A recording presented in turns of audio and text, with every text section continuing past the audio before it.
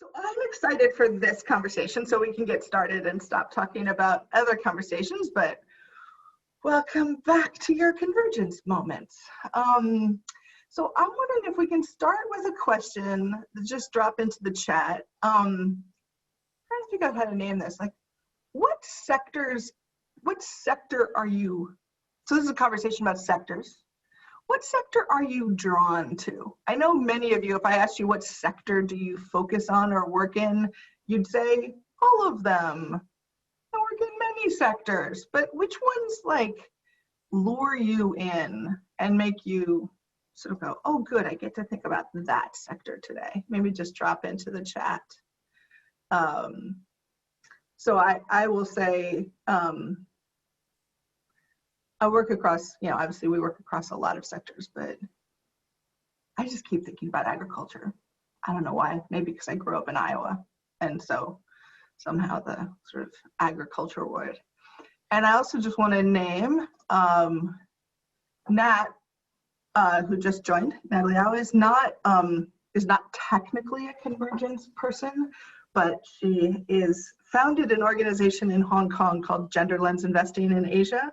And so we think of them as a sister organization. So she and I were chatting this morning and she was helping me with some of the research for this conversation. So I was like, hey, Nat, why don't you just join? So it's also very late for her. And so she probably will stay off mute, but not as late as it is for you, Vicki.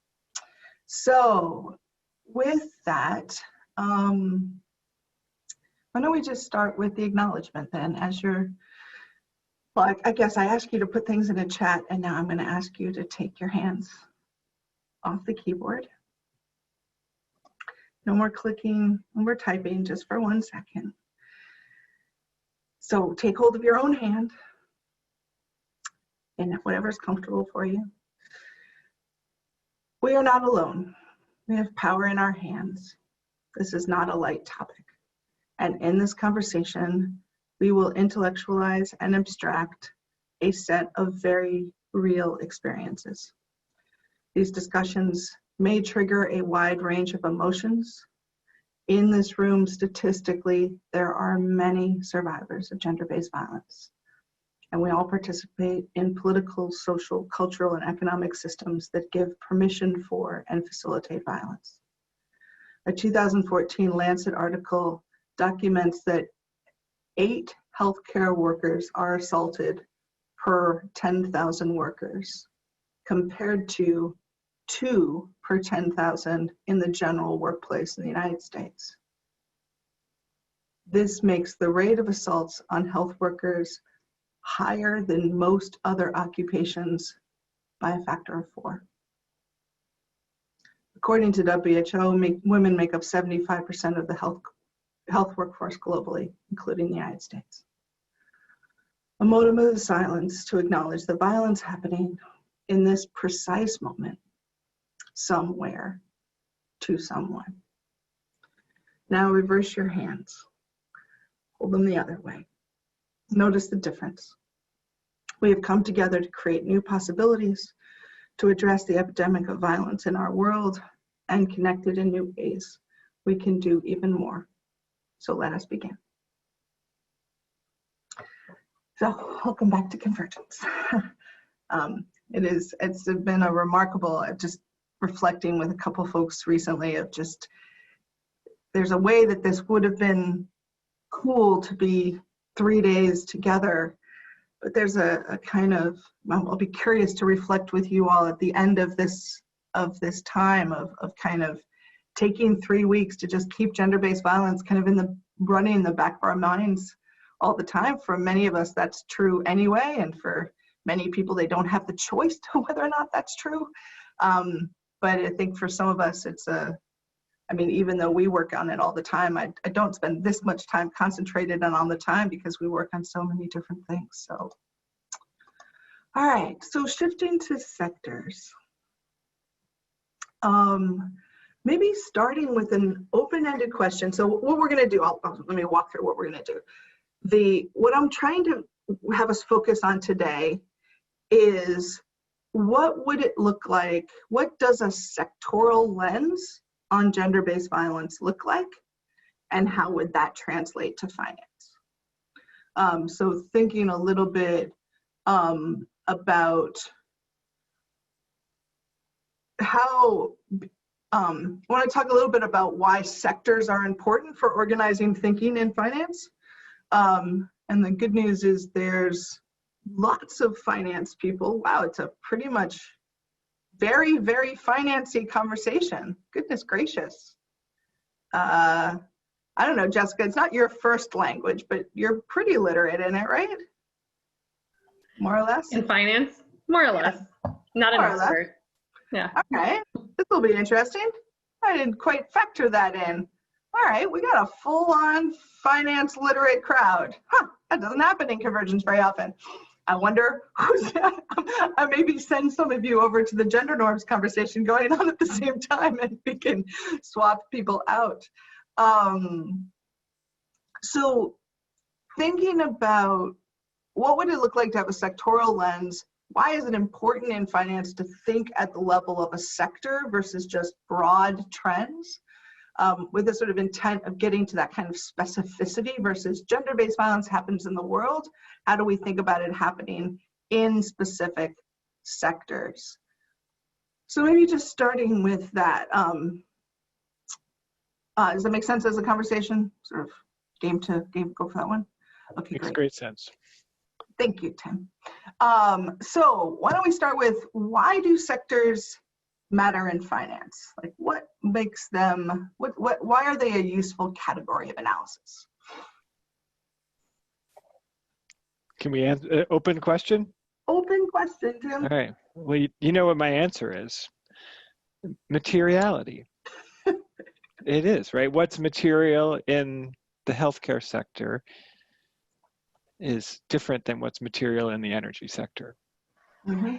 And I would add, probably, because I've been thinking about this a lot since the previous meeting, is also kind of that would go with that is reporting, right? So you want to find a sector where the topic is both material and where there is reporting that is helpful for both corporate management and for investors and for organizations trying to improve the situation.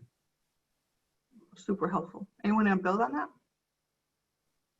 Yeah, I'd like to say something. I think when we talk about gender-based violence in the community at large, it's easy to say it's not my problem or it's not our problem unless we are focused on where people are connecting and meeting and how gender-based violence is finding its way, influencing people and real humans in the work that we do all along specific value chains in sectors. And unless we do the work to identify what type of gender-based violence is happening and where that's happening at different points within a value chain, it's easy to ignore. So I think it's very important to make it real and make it concrete to understand where it's happening in a specific sector and what's happening. I think also if we want to see action taken to improve it, that also has to be sector driven, sector specific. What gender-based violence looks like in, for example, healthcare is, and therefore what is needed to alleviate the problem is different than what gender-based violence looks like and what policies and practices and procedures will look like in energy. And if we use a single criterion or metric or policy and we try and apply it across the board without a view toward sectors and the differences between sectors, we won't be successful. So in our work, for example, we already are taking baby steps, and I acknowledge they are very much baby steps. But in one particular sector, because there happens to be data available to us, we already have a metric around one very narrow specific area, which is sex trafficking in the hospitality industry. We have to access the data around whether hospitality industry companies have policies and practices in place to train their workers to identify and intervene in sex trafficking. Well, because we're able to measure and assess that, we can utilize that as an investment in our investment decision making. So Dora, are you able to get that data? Like, where is the sex trafficking data being reported? Is it being reported by the industry? We use third-party data, and they're doing the analysis on our behalf. So I'd have to go do some digging, and more in-depth digging to fully to come back and report back. Right. Because that's the I think the biggest challenge. I mean, and it's the same thing when you look in other kind of ESG topics like climate and carbon intensity. Like, what sectors are reporting the data that can help us with decision useful information? Absolutely. My recollection when we dug into it 4 years ago, because that was interesting to us, and one of the unique things that they were doing that at that time anyway others didn't have, was that there was that they were sourcing that data from a particular organization that was focused on that particular thing, and they were using multiple data sources to source it, some self-reporting, but also kind of proactive interviews, news reporting, and other kind of other work to try and dig in. Liz, I'll have you jump in. I saw you come off mute. You want to jump in, Liz? Yeah, thanks. Maybe to de-finance it a little bit from the materiality context, because what we're really talking about when we're talking about materiality is using context to make decisions, particular decisions about particular companies. And so using sector or industry or whatever framework you want to use lets you have the context to evaluate a specific situation. So, the example that Dora was just using, sex trafficking in the hospitality industry, that's not, relevant for, an energy company or a manufacturing company, or not relevant, but relevant differently. And so to use the materiality and context framework is to help us think, what is the information we as financial decision makers need to make a specific decision in a specific case? And so what we need to think about as investors are, what are the data points for how can we generalize as much as possible, but also be specific in order to be useful is what I think would be most helpful.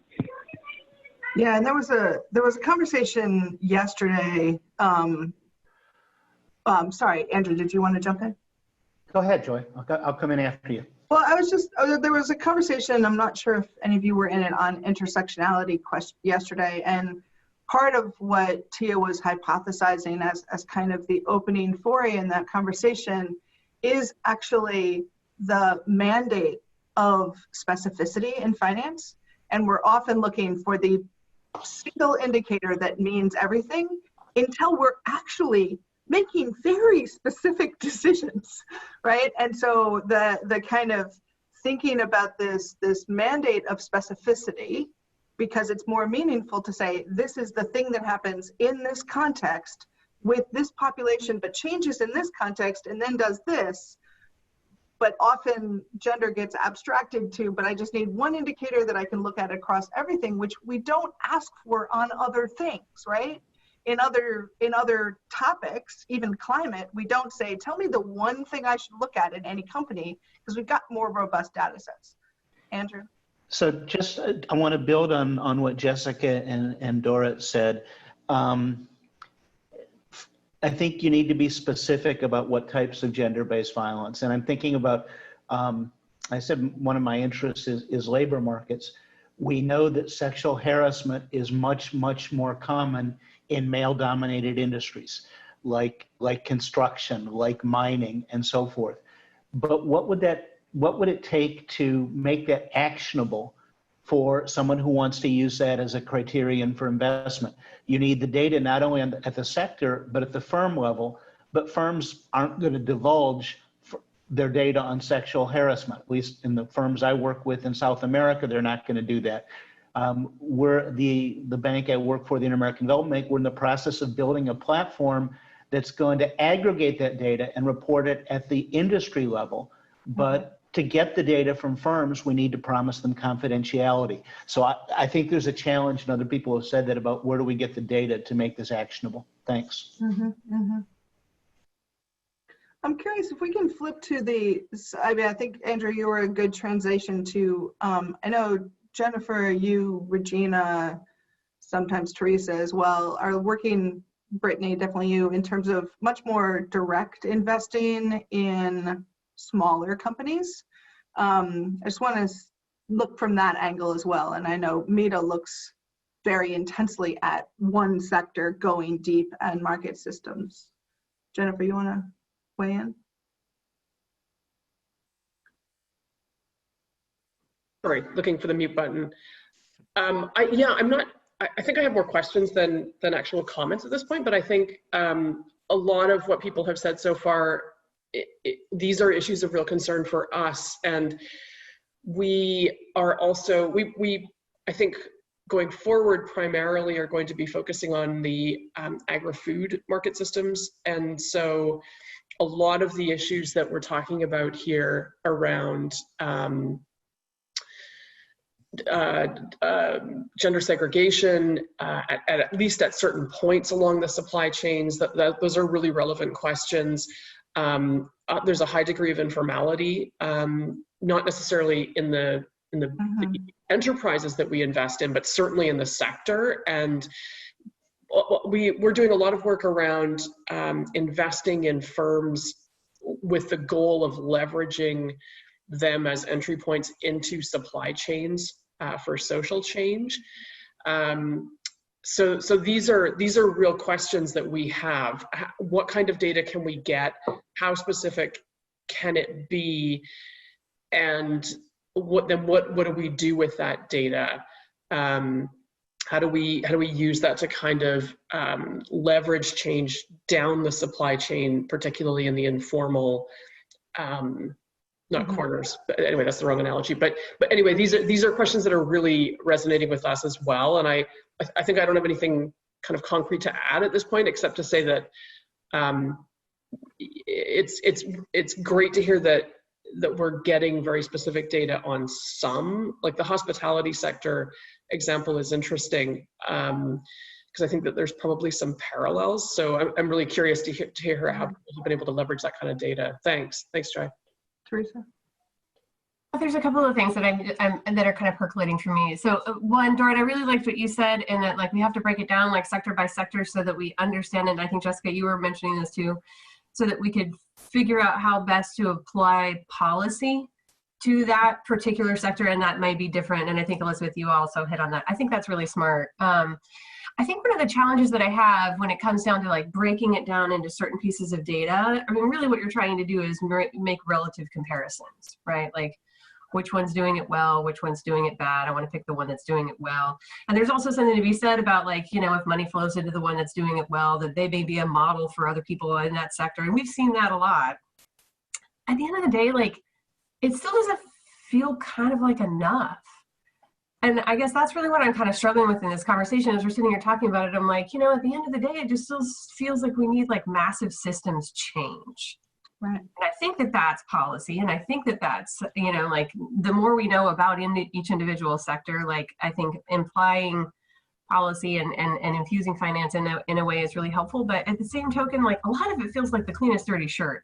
And so somewhat I'm reeling a little bit on that. And like, how can we infuse finance into something that's really going to change the system overall? And like maybe that's into companies like Jennifer, what you were just saying is like maybe we find certain kinds of companies that will drive towards more systemic change. But I don't know, that musing's not anything concrete. It's just brain dump.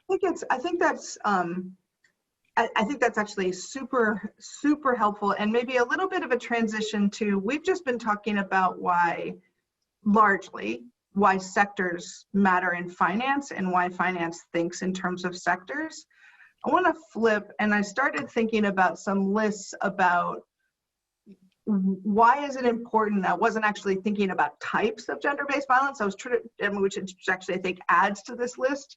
I was trying to think about, and I just dropped an early list in of how do you analyze gender patterns? Like, why is looking at a sector important from a gender-based violence perspective, right? So if we step back and say, in the end, I know we need to bridge between what finance needs in terms of data to make decisions and blah, blah, blah, but flipping a little bit to say, why is it important to understand gender-based violence within a sector on the, to be able to understand it? And so just dropped in thinking, there are cultural norms. I mean, Andrew, you raised this just in terms of sexual harassment happening in male-dominated industries, which is partly about the cultural norms that are defined by a sector.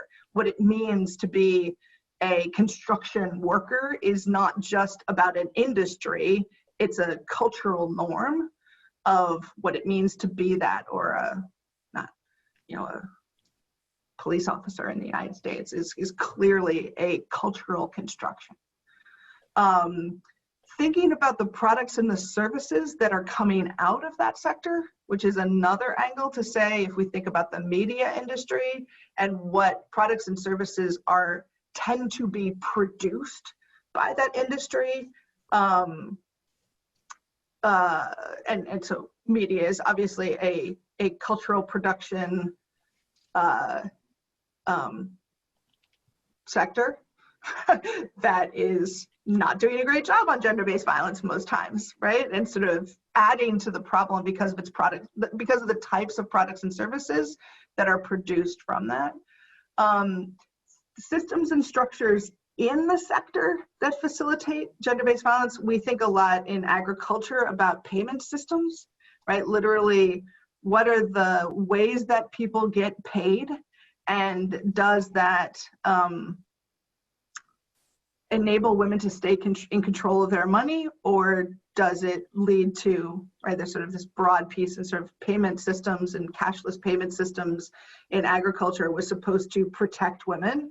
It's ended up giving often their partners protected access to all of their money. They can no longer hide it. They now have it on their phones that their husbands control, right? So thinking about what are the systems and structures in that, and then looking more broadly at what's actually just the status of women within that sector. I don't know, these was just a few that I was starting to brainstorm this morning of that it also helps in the understanding the, so, and maybe we think about others, because we started with how does, actually, Dora, you really helpfully started with trafficking, which is happening in companies and through companies, but isn't a workplace. Hospitality's problem is not that they are trafficking their workers, it's that their infrastructure enables trafficking. They are site of trafficking. Although, hospitality industry has other workplace violence issues as well, that they structurally enable the workers are really vulnerable, right? In the hospitality industry, women workers, they're working alone, they're going into the rooms, right, of male guests, and highly vulnerable, huge power differentials, private access, right? It's a high risk position with not a lot of oversight, not a lot of recourse. Absolutely. Right, I mean, the janitorial services in janitors or custodians, I always forget, the cleaning people, right, 70% assault, right, just because of isolation. And so that looks at a slice of workers that are going to be more isolated in wider power differentials. And so, but I do think what's helpful about that, Dory, is also to say, in looking at gender-based violence within hospitality, there's 3 or 4 different angles that you need to look at, not here's the one indicator that would matter in thinking about how they would differently affect decision making. Jennifer, I'm just curious, what bridge to the point that UNICEF and us, assume CI is us, what resource are you talking about? The toolkit that the workplace, the message about this conversation just before this session. The due diligence guide. Yeah. Sorry. Yes, exactly. Yeah. I've renamed it CI Toolkit Mitigating GBV Due Diligence. Yeah. Gotcha. Yeah. So Carolyn, can you drop that into the chat? Because this is a place where we were starting to play out some of this. And this is now our second version of this due diligence guide.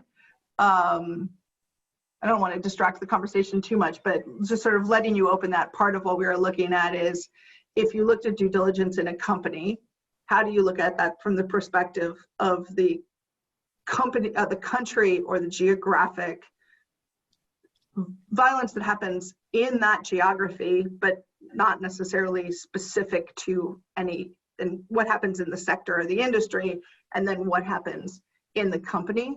And distinguishing those three levels lets you think about what are the things that are driven by broader cultural norms, laws, enforcement that would be at a kind of geographic level or a population level, what is actually at a sectoral level, and then what is specific to that company. And sort of then saying, what are the different due diligence questions you would ask based on that? And Joy, the point that I wanted to, sorry, I wasn't trying to distract from the current conversation, but I think that the point that I was making is that the toolkit really points out that a lot of this is around thinking about the power dynamics behind a lot of these issues. And so the hospitality discussion is a really good illustration of GBV comes from inherent power imbalances in that industry. Anyway, just adding that's the lens that comes up really in that toolkit, and I think it's really relevant for this discussion and for thinking about sectors, that power imbalances are really important to think about, because I think it's one of the kind of key ways that GBV both manifests but also can be unearthed. That makes me, so my thought on why we break this into sectors originally was, you can't eat an elephant in one bite. And I realized maybe it's, you can't eat a watermelon in one bite. It's a better way to say it. You do need to break it out for the reason of the chicken and the egg. You need to be able to break it down to explore and understand and figure out the system. But you also, speaking to Jennifer's point around power structures and how they're creating the problem, you also then have to, as a change maker, exploit that power structure to create change. And I think about, how we, within sectors, it can be very successful on the public side to use shareholder advocacy and pit companies against each other to try to create positive change. So it's that chicken and egg reasoning, that sector work is very helpful. Yeah. Vicky? Julia and I were actually talking earlier today around where legislation, policy, all of the things that are put in place to try to prevent sexual harassment, gender-based violence happening within a company. And going back to the conversation on power, which is that it seems to be that the norms, the cultural norms of that either sector or even company, people are willing to break those laws or not comply with those policies, even though they know they're there. So what is the missing link that allows or enables that individual to think that that's going to be okay, or will be, the consequences may be avoided. Right. Just adding to that another, not sure quite what to do with this, but directly building on that, Vicky, I think there's a question about looking at the patterns now and I'm just obsessed with this because, and I'll drop it at some point, but part of the challenge with how gender data integrates, and Jessica, we were having this conversation just a couple days ago, right? How gender data integrates with finance is it's really hard to get trend data, right? It's just, here's the current status, right? So in thinking, Vicki, about what are the things that would change within a sector that would expose the risks more, right? Because gender-based violence is a systemic risk, there, Teresa, going back to your point, everybody's got dirty clothes, and there's no like, I'm super clean and you're all dirty. Like, this is just so systemic. So part of what we continue to name is that questions of tolerance, largely political risk, shifts in, I'm going to be clear about this. If there is new laws and regulations that suddenly say, in this sector, this is no longer legal, or the legality of it is going to be enforced more than it ever was before, or for these reasons, this is no longer tolerated in this industry because there's a shift in cultural tolerance, those are the things that are actually going to move the sort of chronic systemic risks to an acute level, because right now we're just comparing a whole bunch of people who are operating badly. And so I'm wondering, this is literally the conversation happening in the other room about it, next door to us in the other Zoom room right now is a conversation about what happens when cultural norms about gender-based violence change. I wonder if there's a way to think about that. Well, I think this is one of the things that Allison raised about shareholder advocacy. That's one of the tools in our toolbox to work on changing norms, right? That's a related strategy to consumer advocacy, right? And it sometimes starts small and snowballs, but it's a way of raising awareness and starting to bring others along to say, this norm has to change. We no longer, as investors, will tolerate XYZ behavior, and it might start, and we've seen it more perhaps on the environmental side, but there's no reason not to start on this issue as well, with demands for transparency on data.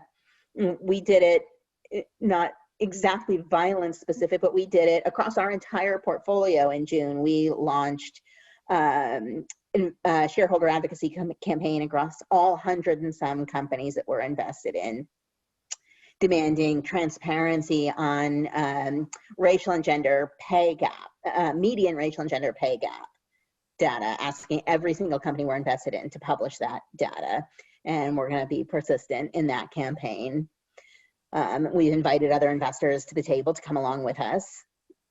So this is a place where investors could use their voice, and we hope that will pick up steam and more investors will come on board, start asking for that data, and that's a way to raise the pressure, right, to begin changing the norms. And so using shareholder advocacy, and maybe as it gets publicity, maybe it becomes not just a shareholder issue, but also a consumer issue.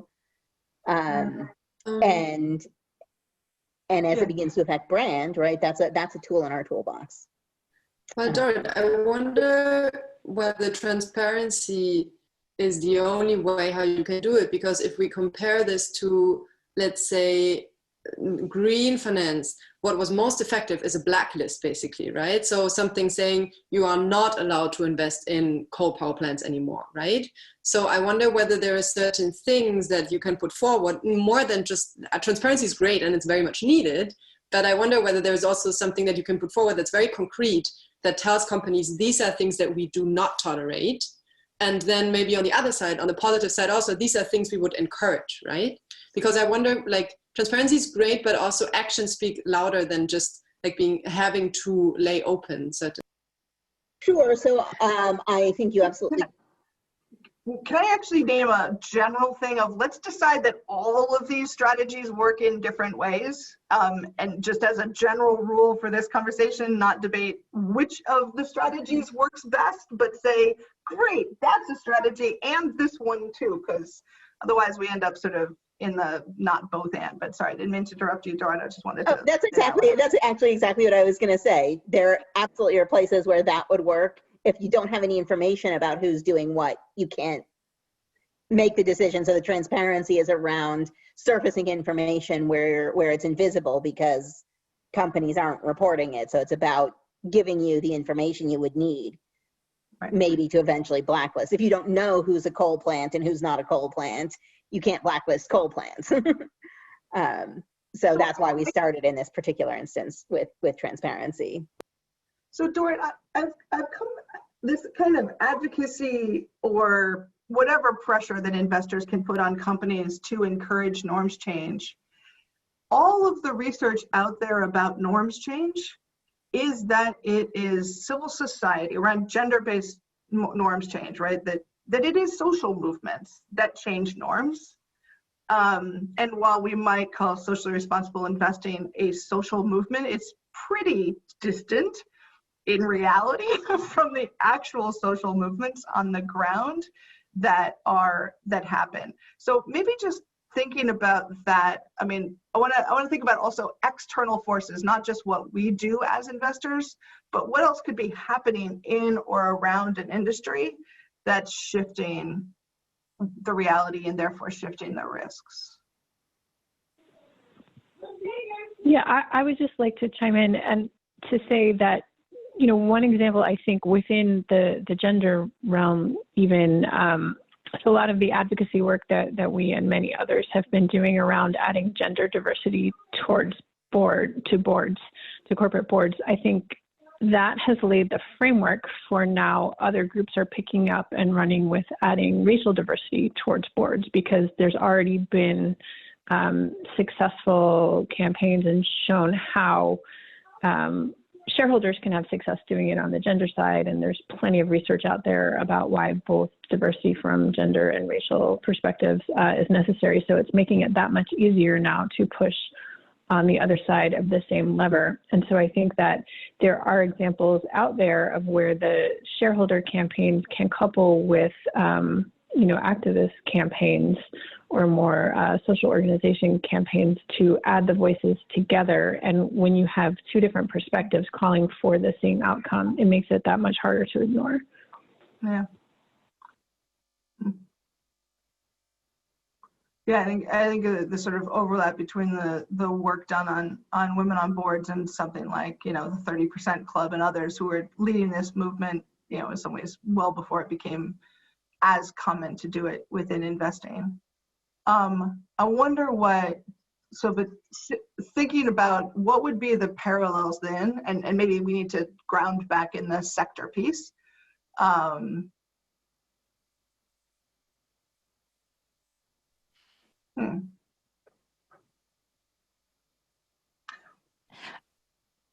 Andy had his hand up, but I wanted to say something too. Go for it, and then we'll go to Andy. Well, no, I'm going dark. I'm going to go dark in a second, so go ahead. All right. Well, as people are talking about carrots and sticks and that they're complementary and we don't need to have a debate on carrots and sticks, the issue of firm certification and existing certification mechanisms came to mind. Mm-hmm. And they're very different in different places in the world. Some of the, I'm sorry, you look at me and you see a gringo, but really I'm a Latin American hiding and pretending to be a gringo. At least in Latin America, many of the national gender certification seals include what firms are doing on issues of violence against women and sexual harassment. And I think, to my knowledge, and you folks probably know this much better than I do, the big certification tools in the developed world, like EDGE, to my knowledge, don't include issues of violence. They include representativity and pay equality. So that strikes me as an interesting alliance that people could explore to improve the availability of data. Now, EDGE is going to measure policies probably more than outcomes. And that's a tension, right? Because you can have great policies but not implement them. But it's a way to start getting data on firm levels. And I don't think ISO has anything. I don't know ISO at all. But let me stop there and just say that certification, I think, is a way to avoid the cleanest dirty shirt syndrome and begin to generate some data. Thanks. Yeah, it's escaping me the name of the organization, Joe, you probably know off the top of your head, in Australia, that is it's a international campaign against domestic violence, but in Australia, they've actually made it a company certification. The name's company certification? Oh, is it the campaign, the male champions of change? No, I'll think about it. There is data collected in Australia that isn't collected otherwise about sort of shifts in tolerance. Anyway, but yes, and there's more government level data collected about sexual harassment in the workplace and violence in the workplace than there is other places, for sure. It'll come to me later. I was going to go a little dark as a problem-solving challenge. Speaking of movements like socially responsible investing, one of the early efforts was reducing weapons and guns. And yet, when you speak about the power of social movements and the power of corporate America, how much we failed on that, and it's specifically related to gender-based violence. You know, the number of guns here in the U.S. is not going to help, reduce violence in general and gender-based violence. And yet there's an area where the social movement outside of the socially responsible divestment piece has overpowered the investor piece. Is there any example there of where we've gone wrong that we can apply in other sectors? I have no idea what the answer is to that, by the way.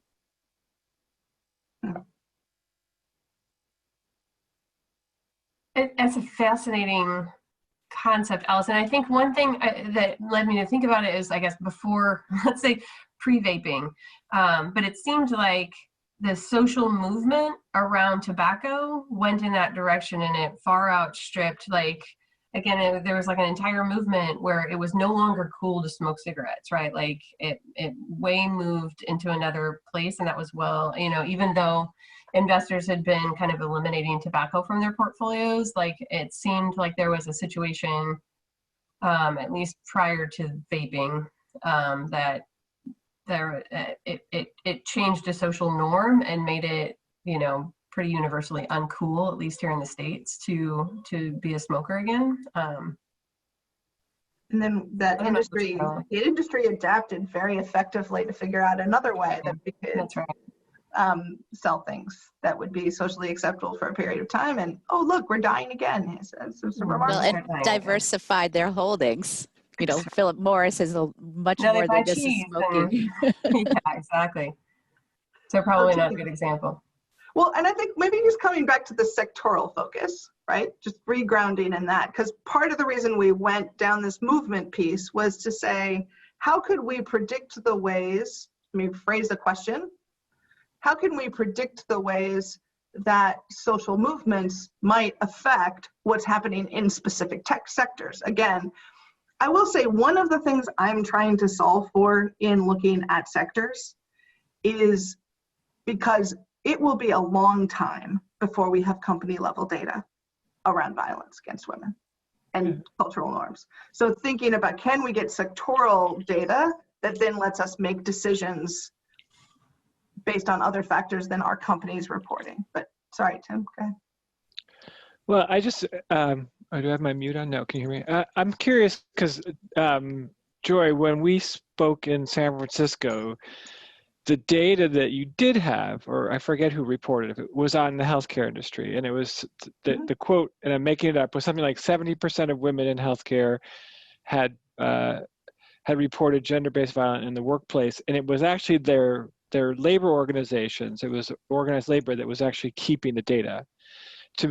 which to me, if I were running a healthcare system, that would be an externality I would want to address.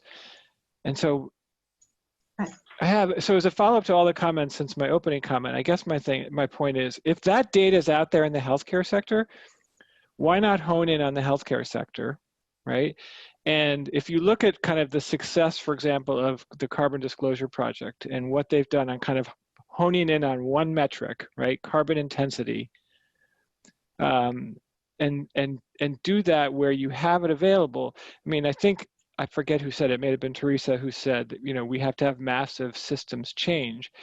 I would say that's the same thing as saying that we've got to find something that's scalable, right? And so as the great thing about standardizing reporting, and you start at the sector level, so say healthcare where there's already some reporting, and Criterion is in a position to be like the Carbon Disclosure Project of gender-based finance. Like you could find the metric, start with the sector that's reporting it, and then start working with investors to talk to them about why it's an externality, and then the sector will follow, right? And start, and so if and try and then if it works there and investors start to integrate it based on its materiality, then you can move sector by sector and look for the, and then you can start going after the reporting. And I think that's how you start to use finance as a tool to end gender-based violence in the workplace, is through the transparency and the standardization.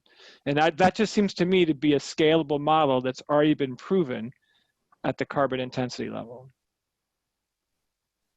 Mm-hmm.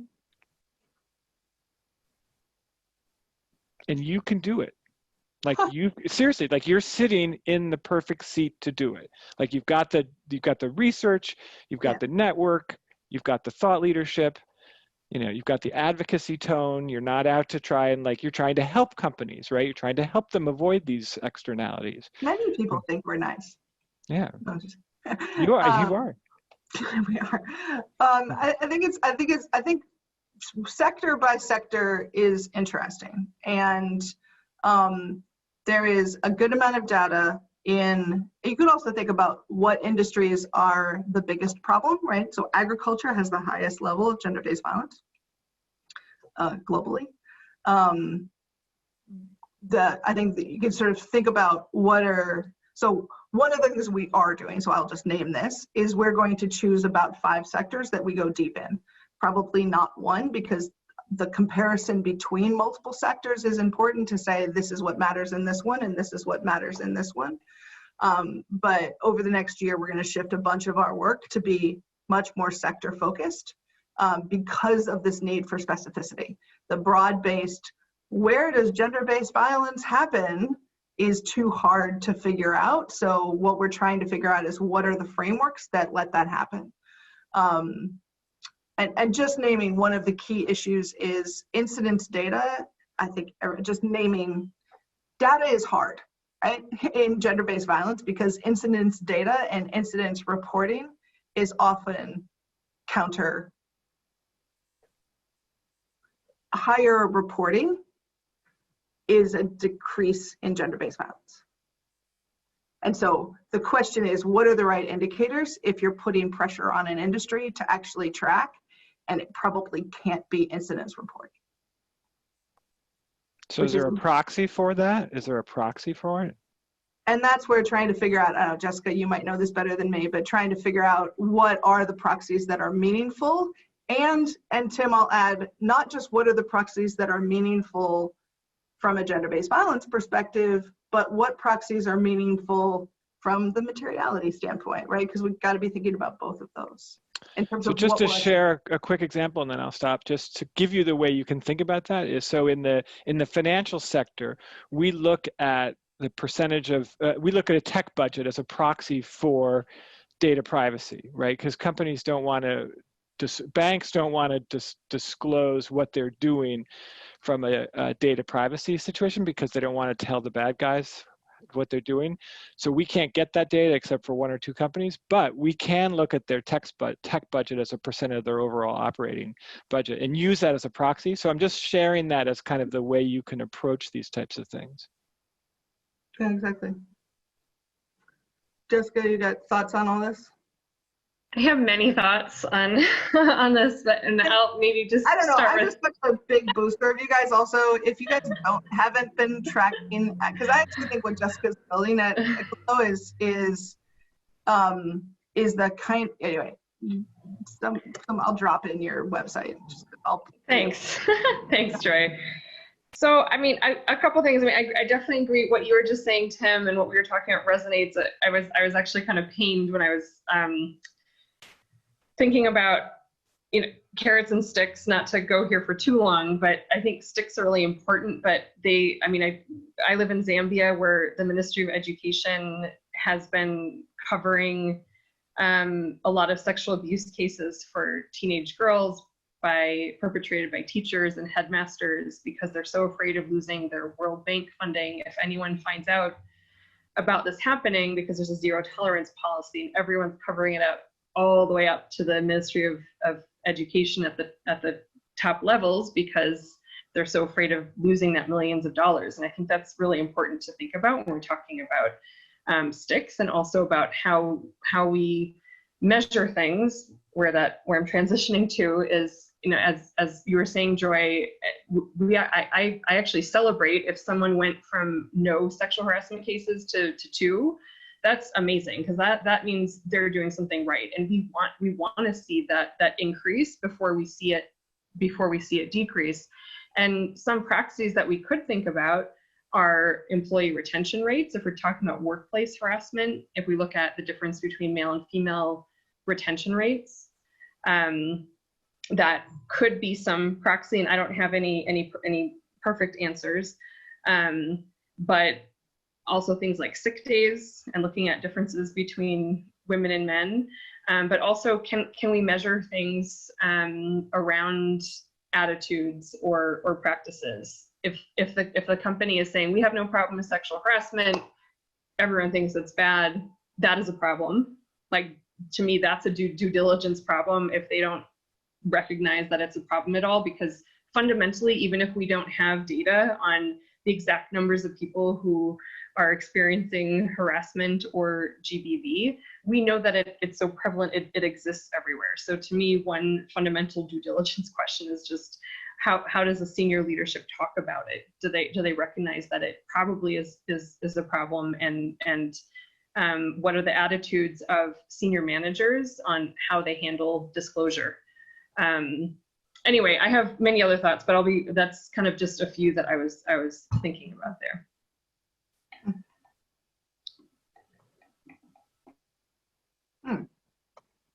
Well, I think I had actually asked Nat to do a little bit of research from before, and we continue to look for this in terms of one of the challenges is and maybe just transitioning to,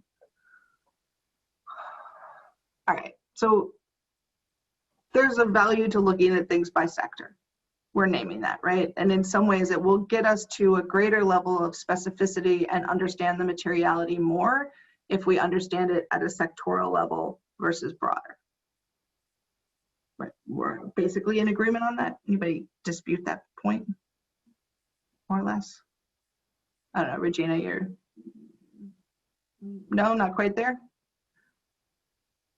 I'm curious, what do you think? Maybe a little too early. Too early in the morning, or? No. I mean, too early to say. I don't know. I really like the Aquilo app that you posted, by the way. I think that's really useful. Anybody who wants to support Jessica in any way getting this amazing thing that she's been creating off the ground, I'll just be the shameless plug, and we're trying. Thank you, Joy. That's kind. So, but interestingly, not built for finance, right? Built for people in development making decisions about programming, and this is the ongoing challenge. I think this is closer than a lot of other things that we've seen that could be translated to systems of finance, but again, designed actually, Regina, a little bit more for your people, so you guys should definitely talk. Yeah, Jessica, happy to follow up afterwards. I think great. I do have a couple of questions also on that app, so we could probably connect afterwards. Sounds great. So let's let's say from my last 2 years of experience, I'll say this early on for me, we have to get to a greater level of specificity, or it's too general. And it's hard to analyze, right? You're just kind of like, gender-based violence happens. And while I think you could organize the kind of campaigns that you're talking about, Dora, like there are campaigns that could be organized, but the kind of deeper analysis to really get to what will create structural change needs to be at a more specific level. The second thing that I think is useful to remember in this conversation is things migrate pretty quickly towards sexual harassment and workplace violence, which is understandable, but it isn't the greatest threat either to the economy or to individuals. Sexual harassment is important, problematic, but from a impact standpoint, we could get rid of all sexual harassment on the planet and stop workplace violence. The real workplace violence that is a significant, something like 30% of workplace violence is actually domestic violence that's happening in the workplace, right? So looking more broadly at other forms of violence that are not workplace. So one thing that happens is also, how do we get to a focus of something other than sort of sexual harassment, worker to worker, which is important, but it's like saying, I don't know what the climate equivalent is of like recycling, right? Like you could recycle till the cows come home and we wouldn't have actually gotten to a dent in the bigger issue. Maybe that actually is the parallel. Super important. It's a way to shift, have people practice thinking, but it's not going to get to either the more profound issues of gender inequality and the impact on the economy, right? So things like rape and domestic violence and those things have a much greater impact on the stability of the economy than what happens in the workplace. Andrew. You're right, but, and the but is, it's a lot easier, I think, for a firm to figure out what to do about sexual harassment in the workplace than figure out what to do about a national culture around rape, or what to do to help its female employees escape situations of violence. And the danger of that, I mean, I understand you saying, okay, let's be a little bit leery of the low-hanging fruit. The danger is, I think, that firms really don't know what to do about the other more broader societal issues of violence. So Andrew, I think that's spot on. And trust me, I don't want to, I've learned a lot through recycling. I think working on sexual harassment is super important. My point is not necessarily what firms can do, but what investors can do, right? We've stopped seeing climate as a company level issue and whether or not that particular company is participating in the solution or the problem, but seeing it more as a systemic risk. And part of it is a systemic risk. So that, let me just, for example, that sexual favors are a currency in aquaculture, right? That how the aquaculture industry works includes sexual favors. That doesn't happen in any specific workplace, but it's a practice in the industry, is destabilizing for the whole industry. It's not just about an individual firm. And how do we get to those kinds of indicators that say across this sector or industry are a set of issues that are not actually solvable at a firm level because they're not. So it's getting to a yes and, right? So yes, we need to solve things at a firm level, but since gender-based violence is, like so many other issues, a systemic issue, we also have to think about how do we solve it? How do we get at things that are at a bigger unit of analysis than the firm? I guess I would question, as investors, using the position as investors, if that's where we're coming from, how we can use that leverage. And so sticking with the climate analogy, so now climate is seen as a systemic problem and the investment community is using its voice more on the policy side, but that's building on decades of work at the firm level. So increasing awareness and pressure at the firms so that the firms themselves are frustrated by the lack of leadership and policy leadership. And that's what's brought it up to the systemic level. So if we are trying to use tools as investors, while there are other things going on, because I don't think this is the only perspective that's going to solve the problem of GBV, using the leverage we have at firms is one way to start, and having those firms calling for the system-wide changes is a powerful ally. Yeah, absolutely. Absolutely. Teresa? Is there something to be said about, like, I guess as investors, Tim, I really like what you said earlier too. I didn't get a chance to kind of comment on it, but I do like the notion of maybe we start somewhere and that continues to propound. And Joy, to your point, like all of these solutions are good solutions. I still go back to are there things that we don't have right now that are new innovations in thinking and systems change that we need to be deploying capital into? And I don't know, as we continue to think of climate, seems to be in all of these conversations, interesting parallels, but the more that you get the BBC Earth and everyone else to produce mass information for the public to digest, to discern whether or not they want to eat meat, whether they want to drive a fossil fuel driven car, whether they want to engage in hydropower or other kinds of solutions.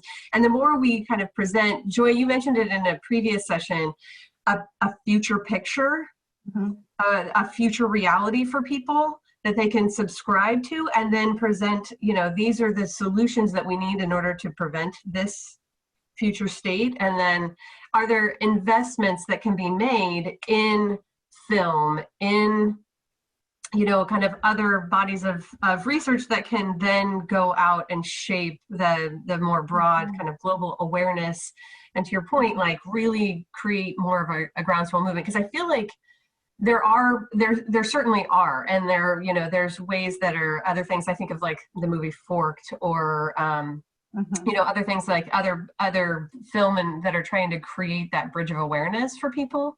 Sorry, and then the thing you were mentioning too is that inside of the company, right, there could be somebody who's this is what we're going to do inside of the company, and again, paralleling that with global climate change is we're going to institute this green policy and we're going to reduce our carbon footprint, but then when they go home, they're driving a Humvee, right? And so how do we maybe, that requires more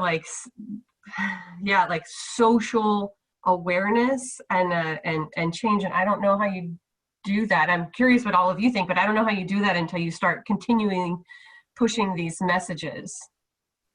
And maybe there's a way to invest in that. Teresa, I like that first point that you made, and I agree. I've heard Joy, I have heard you speak a lot about that. Although everybody's talking about gender, the investors still act as if this notion of a gender equal future will not become true, right? So maybe it is because this notion of a gender equal future is not fleshed out enough and doesn't hit these people from all kinds of sides wherever they go. So maybe one very tangible thing that people could do if they were to further that cause is just write more about those scenarios and put out. And I know recently I read in The Economist, they did a series of basically short articles about jumping 50 years ahead in the assumption that, for example, we would have shifted away from coal towards more nuclear power in the 1970s, for example, right? So basically making assumptions and then talking about the future state if. And maybe that's something that would be worthwhile. And I could totally see even our network at Convergence, how we could contribute to that, just saying, what if we had mobilized the capital for these gender equality transactions that we all have on our platform? How would the world look like 10 years from now if all that had happened? And then just confronting people, at least our network, with how great that would be and what the other actions would be that investors would then take, because it would make more sense both on the financial side and on the social side. So I would agree with you, Teresa, that that would be something worthwhile. And it's broader than just gender-based violence, right? If that's one part of it, but even on the positive sides, like gender, like women's empowerment, I think there could be a lot to be said about how the future would look like if these causes would also have progressed more. Dorit, thank you, Regina. Yeah, I want to build a little bit on that as well. If you remember I think in the 90s, right, Nike was taken to task by a much broader, boycott movement around sweatshops and made a big change in their business. In 2008, Walmart decided, based really on consumer trends, to eliminate human growth hormone from its milk supply, and that revolutionized the US dairy industry literally in a matter of months, basically overnight.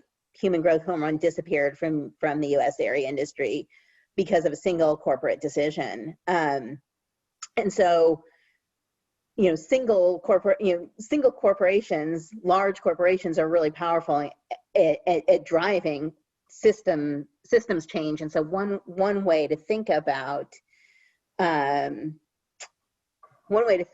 catalyzing that kind of systemic change is to work on identifying where those pivotal points are. So Joy, you talked about aquaculture, right? If we can get, I bet it's Walmart or Costco, right? The biggest buyers of the output of that industry to put a stake in the ground. And we probably do that using some of the tools Teresa talked about, getting consumers to care enough to ask the questions about what is is this the product of gender-based violence? Did this fish stick land on my kid's plate? Did somebody have to get raped for this fish stick to land on my kid's plate? Right? That's when Walmart says, suddenly I care about this issue and I'm going to look at this more carefully in my supply chain. And that's when systems change, right? So if we can invest in or promote movies and TV shows and other, I don't think it's economist articles, much as, those are interesting for you and me. That's not what gets people that buy fish sticks at Walmart to pay attention, right? That doesn't drive big enough demand.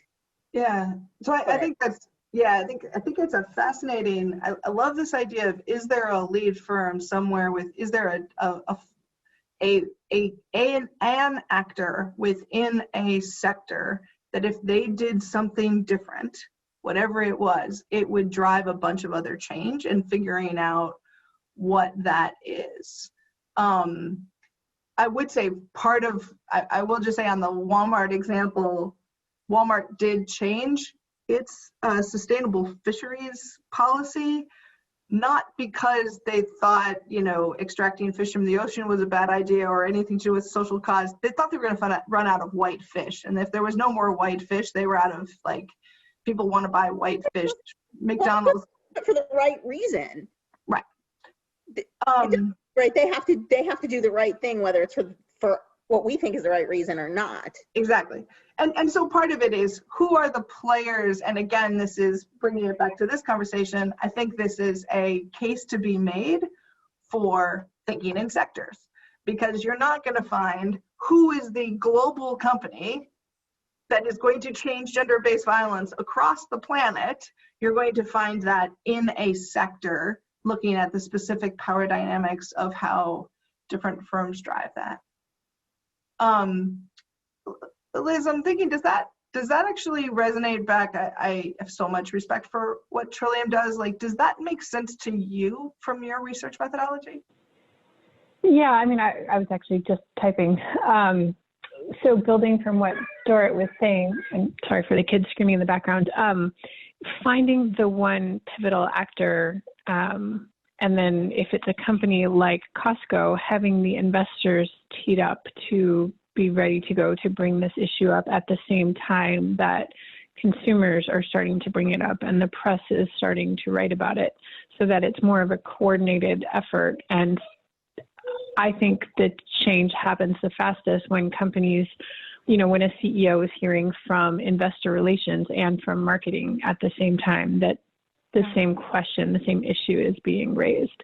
So the idea of focusing a campaign on, you know, a particular company in a particular industry, and then as the industry leader changes, then you move down, you know, if you start at Walmart and then you go to Costco and say, well, Walmart already did this, or, you know, the other way around, then it becomes somebody brought up earlier. And this is something we talk about a lot in our advocacy work, using the competitive dynamics within industries, and then, you know, both challenging the executives, but also saying, well, customers are already demonstrating these preferences. So being able to move down the list. Yeah. Well, I think that there's just one of the things I've been thinking about a lot recently, and is just the questions of who are the front runners who are going to adapt, right? Because social norms, cultural norms are continuing to change in every part of the world.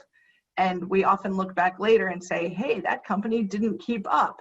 And, you know, how things were happening had fundamentally changed. And, but thinking about who are the leaders within an industry who are going to be able to adapt, innovate out ahead. And this is maybe another frame that I want to make sure we put on the table, which is, what's the opportunity frame, right? Not just what do we want to stay away from or where do we want to pressure, but where do we want to move money, right? If we have a sectoral strategy, we also say, I mean, back to Regina, your point, where should we be investing? Like what's the, sorry, to stick with the climate, but what's the clean tech equivalent of don't do this, do this? And this kind of solutions will get, and again, I think that can only really be found at a sectoral level. There isn't like one single app that could transform everything. Teresa? You know,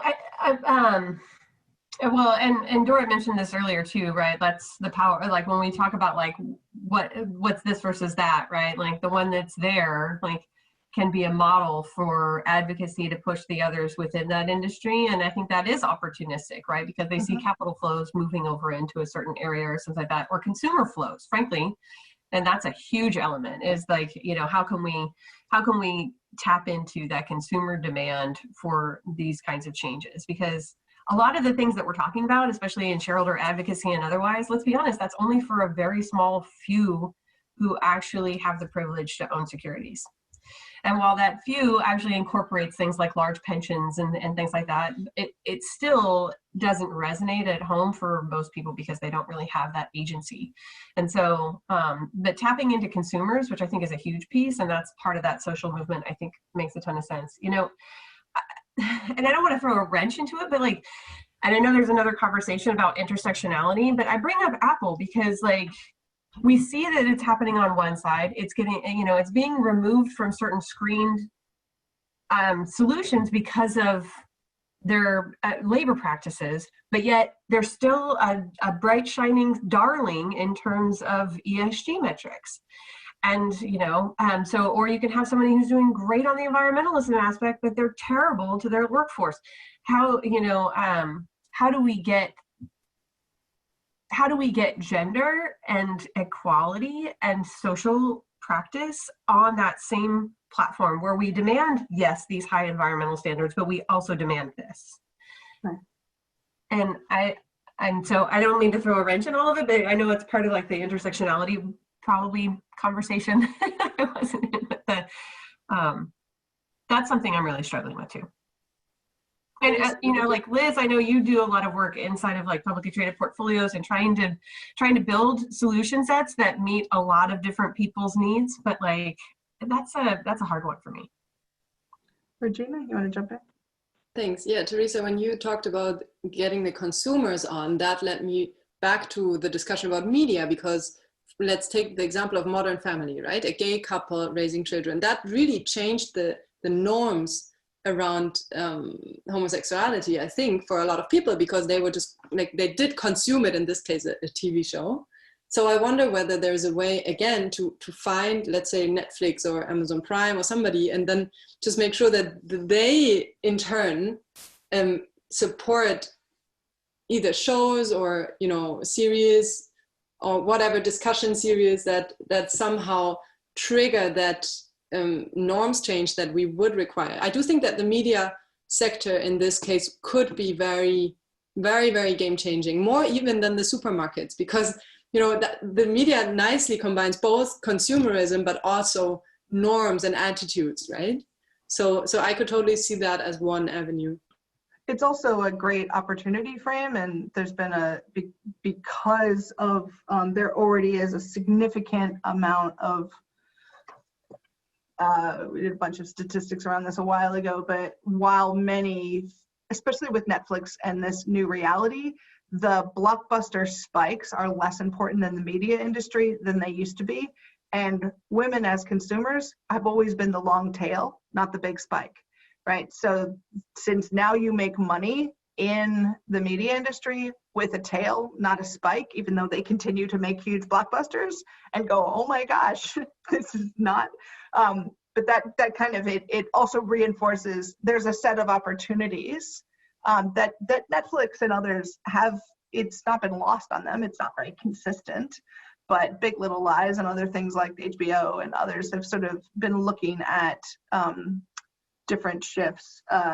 There's an amazing company in New York, a film production company that I can't remember the name of right now, but they are a sort of poster child for us on this. And Goldman Sachs is back to a fund behind them in terms of building out gender-focused media that intentionally prevents gender-based violence. I will think of the name of it in a second. You're you're smart people, yay. We've got about 11 minutes left. What are your takeaways, particularly as they would lead towards action?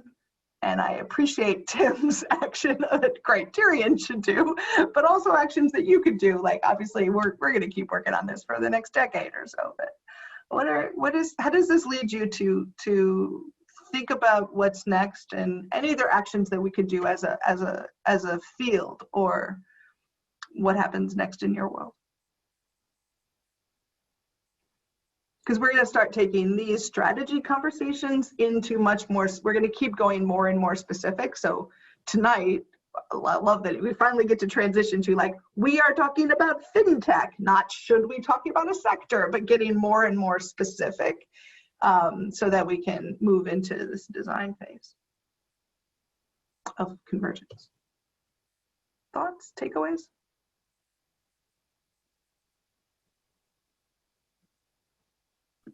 I would say I take away two things. One is around certification. I really liked Andrew's point around, you know, gender certification, not only being about the positive side, but ideally also including something about gender-based violence, which is not always the case. And even our network recently registered for the Women's Empowerment Principles. Even there, you don't have anything on gender-based violence. I guess it's called empowerment, so in a way that may be leading them in that direction, but still they could do better, right? So that's one area that I would like to when we talk about gender-based violence. Empowerment is so much nicer to talk about. It's probably easier to get companies to sign up than two, right? If you exclude it. So, but still, like that's one thing that I would want to explore a little bit further on my own. Also looking into the Latin American examples. And the other thing I really take away is that, like, producing more of those visions as to what if gender equality actually became a thing and would be mainstream, both by consumers and pressure groups and by investors and so on, and just like trying to figure out which people would be the ones that trigger those changes, and whether it's a company or, you know, media, business or whatever, that could do that. I think that's a really interesting question to explore that I'd be happy to dig into. Great, great. Jennifer, what are you taking away? I keep calling you out. Sorry to bug you like that. That's okay. I've got several thoughts kind of ricocheting around. One that I think is probably less directly relevant, so I'll maybe start with that. But I was recently doing some reading on representations of gender in media, and I was reading about a study that was done, I think it was about 6 or 8 years ago now, so it's not super current, but the study was about 4,300 women in 9 countries, and I can't remember what they all were. And it was talking about role models in the media and, you know, how this affected your lives. And the 1 in 9 women, not surprisingly, said it was really important to have to see women in media products. But the statistic that really stuck in my brain was the global statistic was, I think, also 1 in 9, but in Brazil in particular, 1 in 4 of the women who were surveyed said that seeing strong women in media gave them the courage to leave an abusive relationship. So anyway, that's coming at it more from the kind of consumer and grassroots side, but I do think that it to me, that was really powerful evidence to add to the kind of mix. So I think the media discussion is really interesting, and I think we've got lots of evidence about how seeing things in the media can kind of backdoor things into people's consciousness as a normalizing force. Yep. For good and to expose issues.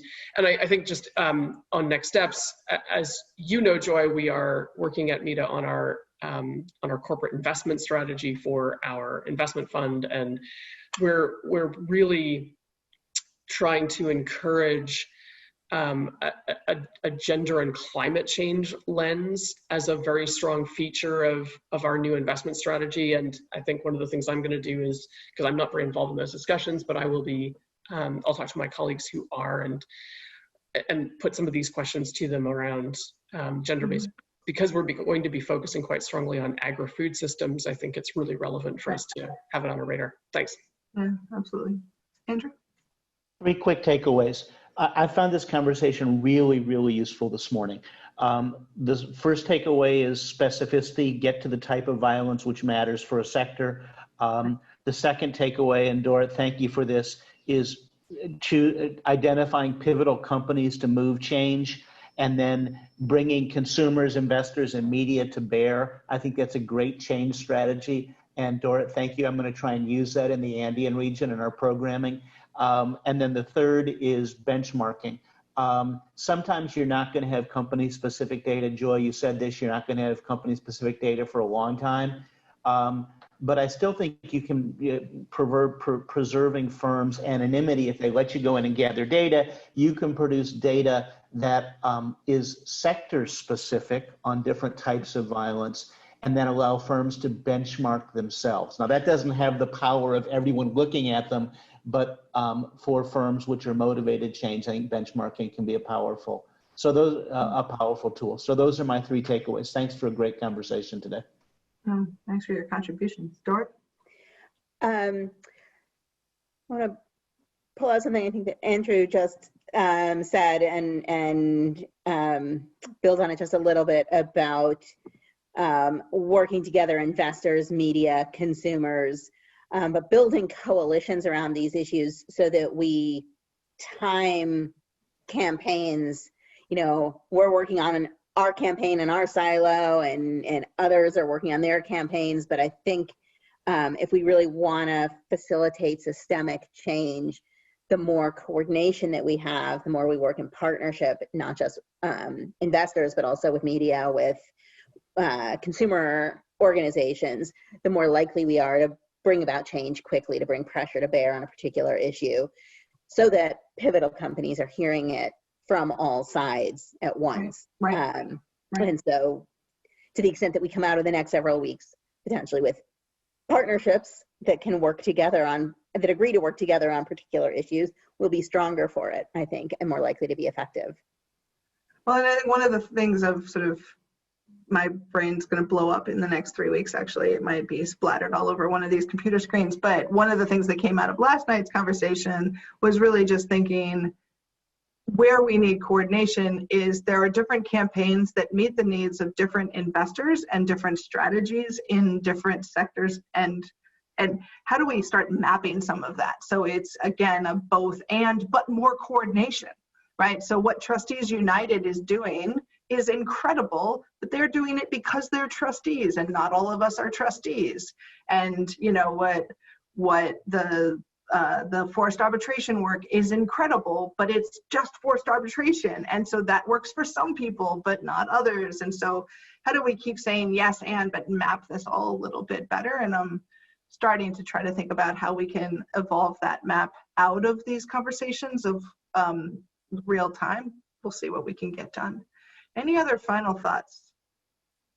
Really just, I don't know, I want to honor everybody's contribution. Andrew, that was like a really great summary. And Doran, I think if we can map this all together, coordinate it, we're great. And then Jessica will build the data platform. Well, that's what I was just going to say. What Andrew said was perfect. And the kind of focusing on the sector level analysis and abandoning the need for company level analysis to understand that there's a problem, but just trusting that. And I was already kind of thinking about, I've already mapped out, Jar, we need to talk about a predictive model, but how we can do that on an industry specific basis. Yeah. Can I just very briefly plug another platform? It's emerging as we speak. I think it's moving from beta to fully operational right around now-ish. Verity platforms. Their intent is to build a coordination platform to facilitate the ability for investors, companies, and other interested parties to engage around advocacy issues. They've got, I will try and, I think it is Verity. Verity is going to be transparency and supply chains is what they're going to do though, right? Not transparency and supply, not exactly. Okay. They're surfacing a lot of different company level data to facilitate shareholder advocacy campaigns, coordinated shareholder advocacy campaigns. So they'll create then an engagement room where multiple stakeholders can engage around a particular advocacy issue. And they have a lot of data available around the particular company. So you can look up a company, access data around it, create an engagement room where you can share information and communication with others who are engaging in that advocacy effort, potentially with company representatives from investor relations or whomever.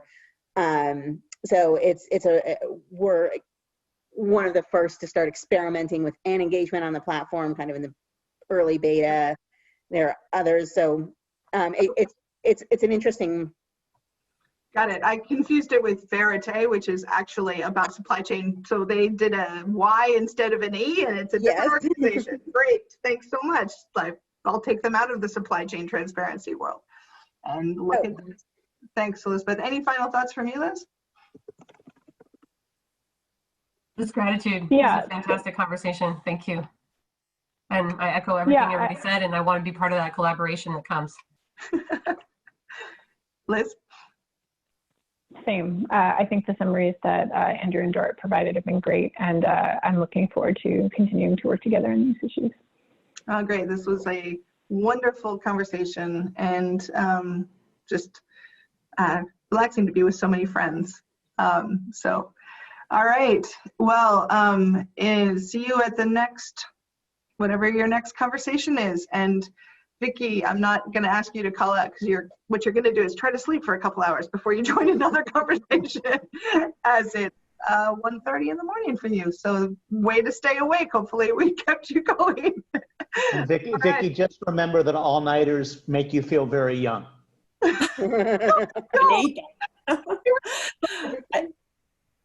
Yeah, it was pretty tough. That was tough. It blew my mind, and it was fantastic. But yeah, I started to drift off at the end there. Well, feel free to put your head down now, and I will listen to this conversation again to also continue to tease out the different threads. Really helpful. All right. Thank you all. Bye. Take care, Thank you. everyone. Bye-bye. Bye. Bye.